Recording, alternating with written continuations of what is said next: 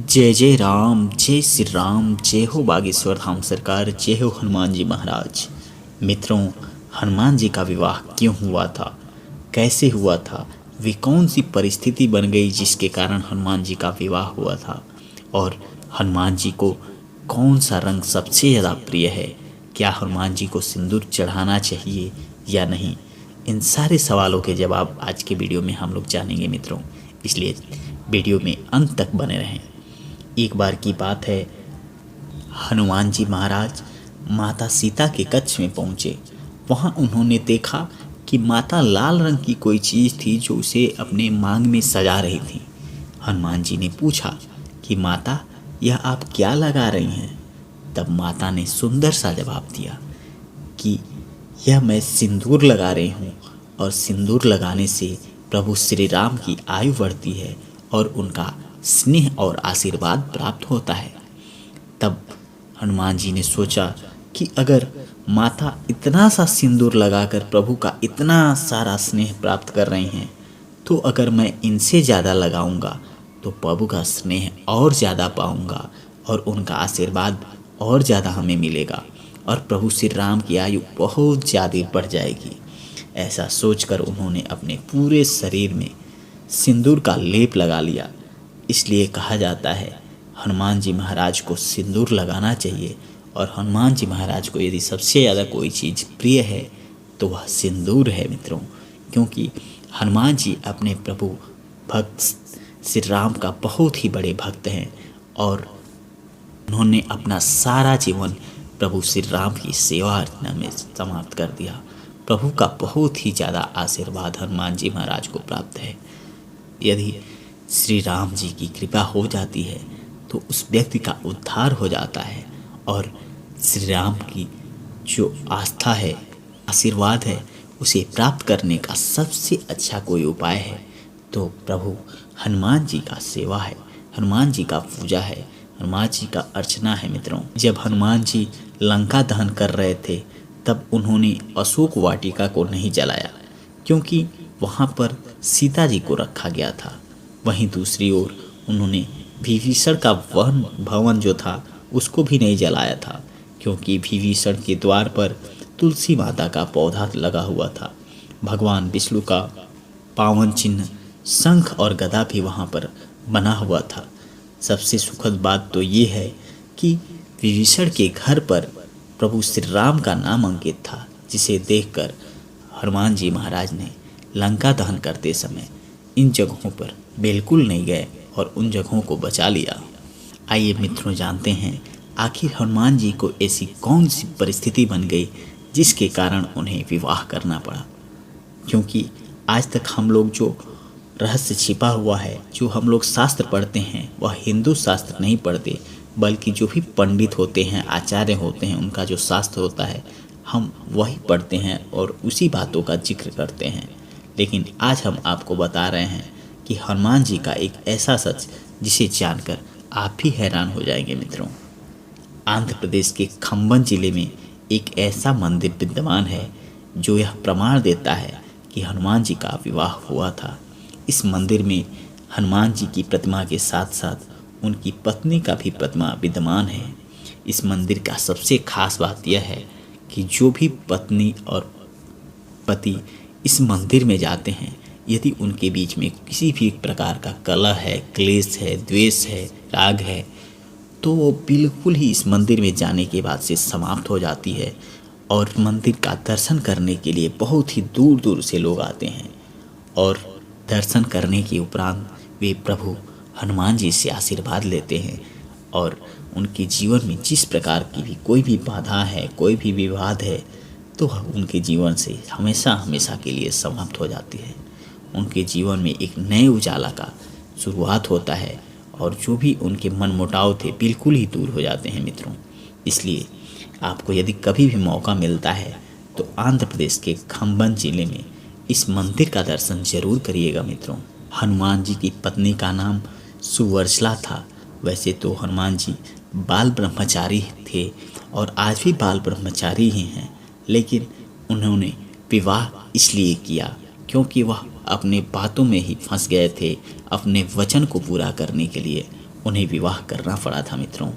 संबंध में एक कथा है, हनुमान जी ने भगवान सूर्य को अपना गुरु बनाया था और हनुमान जी भगवान सूर्य से अपना शिक्षा ग्रहण कर रहे थे। सूर्य चूँकि दिन रात चलते रहते थे, कहीं रुकते नहीं थे, इसलिए हनुमान जी को भी सारा दिन भगवान के सूर्य के रथ के साथ साथ उड़ना पड़ता था और भगवान सूर्य उन्हें तरह तरह की जो भी विद्याएं थी, कलाएं थी, वह सब सिखाते रहते और हनुमान जी उसको सीखते रहते। लेकिन हनुमान जी को ज्ञान देते समय सूर्यदेव के सामने एक दिन बहुत बड़ा संकट खड़ा हो गया। वे धर्म संकट में पड़ गए। अब आखिर मैं हनुमान जी को आगे की विद्या कैसे सिखाऊं? क्योंकि पूरी 9 तरह की विद्याएं थी, जिसमें से उन्होंने हनुमान जी को 5 प्रकार की विद्याएं तो सिखा दी थी, लेकिन बची हुई जो 4 तरह की विद्या थी और ऐसे ज्ञान थे, ऐसे कला थे, जिसको सीखने के लिए किसी विवाहित पुरुष का होना बहुत ही ज़रूरी होता है और यह कला केवल उसी को सिखाया जा सकता था जिसका विवाह हो चुका हो। और चूँकि हनुमान जी तो बाल ब्रह्मचारी थे, इनका तो विवाह ही नहीं हुआ था, तो सूर्यदेव के सामने एक बहुत बड़ा संकट यह हो गया कि आखिर वह हनुमान जी को यह विद्या कैसे सिखाएं। और इधर हनुमान जी पूरी शिक्षा लेने का प्रण कर चुके थे और वह यह निश्चय कर लिए थे कि मैं पूरा शिक्षा ग्रहण करके ही दम लूँगा। इसलिए एक तरफ हनुमान जी का प्रण था तो दूसरी तरफ धर्म संकट था। इन दोनों का बीच का रास्ता कैसे निकाला जाए, क्या निकाला जाए, इसको लेकर सूर्य देवता बहुत ही ज़्यादा चिंतित रहने लगे। अब सूर्यदेव को ऐसे हालात में देखकर हनुमान जी ने उनसे पूछ ही लिया, आखिर आजकल आप इतने ज़्यादा चिंतित क्यों रहते हैं? आखिर आपकी चिंता का वजह क्या है? तब सूर्यदेव ने उनसे बताया कि देखिए, ऐसी ऐसी बातें हैं, अब मैं क्या करूं? आपको आगे की शिक्षा कैसे सिखाऊं? इसके लिए आपको विवाह करना होगा। अब भला हनुमान जी से विवाह करे तो कौन करे? कि ये वधू कहाँ से लाया जाए और कौन उनसे शादी करेगा? यह सोचकर सारे लोग चिंतित हो उठे थे। ऐसे में सूर्यदेव ने अपने परम तपस्वी और तेजस्वी पुत्री सुवर्चला को हनुमान जी के साथ शादी करने के लिए तैयार कर लिया और उसके बाद से बड़े ही धूमधाम से हनुमान जी का विवाह सुवर्चला के साथ हो गया। उसके बाद हनुमान जी ने अपनी बची हुई जो भी शिक्षाएं थी उसको पूरा किया और सुवर्चला सदा के लिए अपने तपस्या में रत हो गई। इस तरह से हनुमान जी भले ही शादी के बंधन में बंध गए हों, लेकिन शारीरिक रूप से आज भी वे बाल ब्रह्मचारी हैं और ब्रह्मचर्य के नियमों का ही पालन करते हैं। चूँकि धरती लोक से जब प्रभु श्री राम जी जा रहे थे, उस समय उन्होंने हनुमान जी को यहीं छोड़ दिया और यहीं पर अपने भक्तों की सेवा के लिए छोड़ दिया। इसलिए हनुमान जी को धरती लोक में ही अजर अमर का बलिदान मिला हुआ है और वह सब लोगों के दुख दर्द को बहुत ही अच्छे से महसूस करते हैं और उसका उपाय भी बताते हैं। जो भी हनुमान जी को प्रसन्न कर लेता है उसका जीवन बहुत ही ज़्यादा खुशहाल हो जाता है मित्रों। इसलिए हमें हनुमान जी महाराज का ध्यान जरूर करना चाहिए। चूँकि हनुमान जी बहुत ही जल्दी प्रसन्न होने वाले देवताओं में से एक हैं। यदि आप उनका कृपा प्राप्त करना चाहते हैं तो निरंतर कसरत रहें और इसमें आप कुछ चीज़ों का विशेष ध्यान रखें। आपका मन, वचन, कर्म सब पवित्र होना चाहिए, अर्थात आप किसी से झूठ न बोलें, किसी प्रकार का नशा न करें, मांस न खाएं और अपने परिवार में जो भी लोग हैं उन लोगों के साथ मिलजुल कर रहें। और उसके बाद से आप यदि मंगलवार और शनिवार के दिन प्रभु हनुमान जी का पाठ करते हैं, हनुमान चालीसे का पाठ करते हैं और हनुमान जी महाराज को यदि चोला चढ़ाते हैं तो आपको प्रभु के आशीर्वाद बहुत ही जल्दी प्राप्त होते हैं। इसके अलावा एक और उपाय है जिसे आप अपनाकर प्रभु आशीर्वाद प्राप्त कर सकते हैं, उनके दर्शन कर सकते हैं मित्रों। इसके लिए आपको हनुमान जयंती या महीने के किसी भी मंगलवार के दिन सुबह उठकर स्नान ध्यान करना है और साफ कपड़ा पहनकर 1 लोटा जल लेकर हनुमान जी के मंदिर में जाना है और वहाँ उस जल को हनुमान जी की मूर्ति को स्नान कराना है।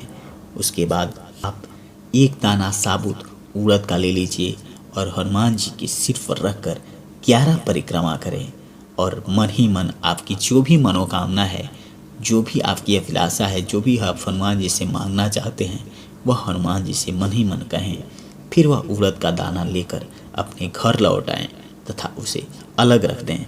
दूसरे दिन से एक एक उड़द का दाना रोज बढ़ाते जाएं तथा लगातार यही काम आप 40 दिन तक करें। 41वें दिन आप 41 दाने रखें। उसके बाद से जब 42वां दिन हो तो आप एक एक दाना कम करते जाएं। 42वां दिन आपको 40 दाने रखने हैं, 43वें दिन आपको 39, ऐसे करके एक एक करते करते आप 81वें दिन जब जाएंगे तब आपको एक दाना मिलेगा। और यह अनुष्ठान जैसे आप पूर्ण करेंगे, प्रभु का श्रद्धा सुमन अर्पित करेंगे, उस दिन आपको उस रात में हनुमान जी का स्वप्न में दर्शन जरूर प्राप्त करेंगे। और ऐसा करने वाले साधक को मनोकामना जो भी होती है उसकी पूर्ति होती है, हनुमान जी का आशीर्वाद प्राप्त होता है। मित्रों, इस पूरी विधि के दौरान जितने भी उड़द के दाने आपने हनुमान जी को चढ़ाए हैं, उन्हें आप इस विधि को अपनाने के बाद से ले जाकर गंगा जल में प्रवाहित कर दें। मित्रों, यदि आप इस तरह से कुछ उपाय अपनाते हैं तो आपके ऊपर हनुमान जी की कृपा जीवन भर बनी रहती है और कभी भी आपको किसी प्रकार का कोई भी संकट आपके घर परिवार पर नहीं आएगा और आपका जीवन सफल हो जाएगा। मित्रों, तो ये थी कुछ बातें जिन्हें अपनाकर आप अपना जीवन सफल बना सकते हैं। उम्मीद करता हूँ आपको अच्छे लगे होंगे। जय हो बागेश्वर धाम सरकार, जय हो हनुमान जी महाराज। आप सभी के ऊपर प्रभु की कृपा हमेशा बनी रहे।